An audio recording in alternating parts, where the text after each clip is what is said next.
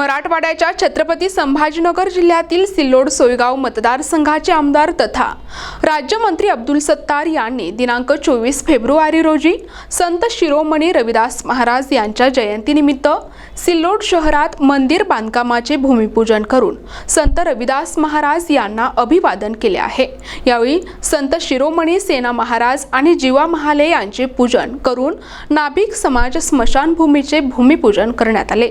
सिल्लोड सोयगाव तालुक्याचे आमदार आणि औकाफ बोर्ड उपपणन राज्यमंत्री अब्दुल सत्तार यांनी संत शिरोमणी रविदास महाराज यांच्या जयंतीनिमित्त सिल्लोड शहरात म्हसोबा मंदिराच्या पाठीमागे संत रविदास महाराज यांच्या मंदिराचे भूमिपूजन आणि नाभिक समाज स्मशानभूमी बांधकामाचे उद्घाटन करण्यात आले। यावेळी प्राध्यापक चाफे सर, नंदू सहारे, कृष्णा लहाने, नगराध्यक्ष श्रीमती राजश्रीताई निकम, उपनगराध्यक्ष समीर भैया, बनसोडताई दुधे यांच्यासह समाजातील प्रतिष्ठित नागरिक आणि लोकप्रतिनिधी यावेळी हजर होते। समाज व्यसनमुक्त झाल्यानंतर खरी प्रगती होईल असे प्राध्यापक चापे सर यांनी, तर चर्मकार समाज पायाची निगा आणि सुरक्षितता राखतो, तर नाभिक समाज डोक्यासह चेहऱ्याची सुंदरता सांभाळतो असे सांगत दोन्ही समाजाच्या सेवा कार्याचा गौरव केला। नाभिक समाजाच्या स्मशानभूमी बांधकामासाठी 40 लाख रुपये यावेळी देण्यात आले। याबद्दल नाभिक समाजातर्फे त्यांचे आभार मानण्यात आले। मार असेल, मांग असेल, संभार असेल, मराठा असेल, बौद्ध असेल, मुस्लिम असेल, धोबी असेल,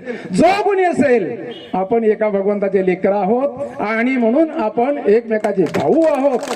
आपल्याला माहिती असेल की एक छोटंसं उदाहरण सांगतो, मला अजून 2 मिनिटाचा वेळ बाकी आहे। मी वेळ शिस्तीचं पालन करणारा माणूस आहे, वेळ सरपास करणार नाही।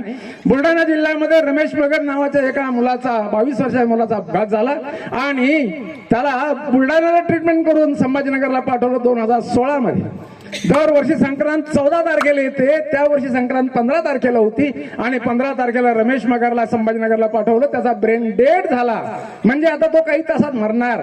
तेव्हा डॉक्टरांनी सांगितलं की याचे जर अवयव काढले तर काही मरणारे लोक वाचतील, आणि म्हणून त्याचं हृदय, त्याचं लिव्हर, त्याचं ब्रेन, डोळे हे सगळे अवयव काढण्याकरता त्याच्या विधवा येणे आणि त्याच्या भावाने परवानगी दिली। आणि हे काढून झाल्याच्या नंतर त्याचं जे हृदय बसवण्यात आलं ते मुंबईला पाठवलं एअर अँब्युलन्सच्या मार्फत। ज्याला बसवलं त्या पेशंटचं नाव होतं युसुफ पठाण। म्हणजे रमेश मगरचं हृदय तर युसुफ पठाणला बसत असेल तर याचा अर्थ असा की हा जो यंत्रणा आहे ही यंत्रणा तयार करणारा कारखाना एकच असला पाहिजे। त्याला हिंदू म्हणा, मुस्लिम म्हणा, शीख म्हणा, बौद्ध म्हणा, काही म्हणा, आपण सगळे एका भगवंताचे लेकर आहोत। असा जर विचार या पेंडॉलमध्ये आपण केला, मी चर्मकार समाजाला कळकळीची विनंती करेल की दारू सोडा, मुलांना आणि मुलींना शिकवा, त्यांना चांगल्या प्रकारचा मार्ग दाखवा। नोकऱ्या नावाचा जो प्रकार आहे तर रिझर्वेशन जवळपास असल्या नसल्यास सारखंच आहे, कारण जितकं रिझर्वेशन आपल्याला आहे त्याच्यापेक्षा जास्त लोक आपले तयार झालेले असतात। रिझर्वेशनची एक पॉलिसी आहे, जितका पर्सेंट समाज आहो त्याच्या 50% रिझर्वेशन असतं। म्हणजे एससीला 13% रिझर्वेशन आहे तर एससीची लोकसंख्या 26% आहे। अशा पद्धतीने म्हणजे आता सगळ्यांना शिक्षण झालं असल्यामुळे रिझर्वेशन देखील तितकासा उपयोग होईल अशातला प्रकार नाही। स्वतःच्या पायावर आपली मुलं उभं करावी, त्यांना चांगल्या प्रकारचं शिक्षण द्यावं आणि समाजामध्ये वाढत्या या देशाच्या समृद्ध बनवण्यामध्ये आपला हातभार लावावा अशी विनंती करतो। प्रदेशची भाषा आपल्यामध्ये आली आणि मीही थोडा वेळ कन्फ्यूज झालो होतो। कमी रविदास महाराजांच्या आतापर्यंत जयंतीला गेलो, पहिल्यांदा रविदासांच्या जयंतीला येऊ लागलो। त्या जयंतीनिमित्त आपल्या सर्वांना मनापासून शुभेच्छा।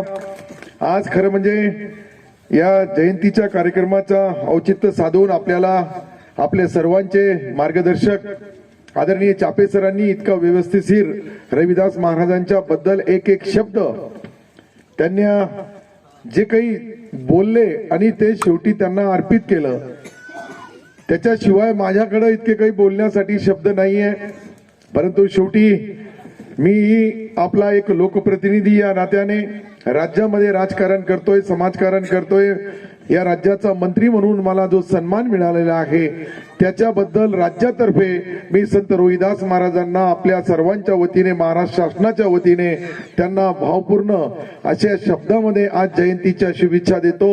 आज ते आपल्यामध्ये नाहीये, परंतु शिरोमणीचा अर्थच असा आहे की ते ज्या शिखरावर आहे, ज्या ठिकाणी त्यांचं नाव आहे त्या देशामध्ये, राज्यामध्ये, वेगवेगळ्या देशामध्ये त्यांची जयंती साजरी होती। प्रतिनिधी दादासाहेब काळे, NTV न्यूज मराठी, फुलंब्री, छत्रपती संभाजीनगर।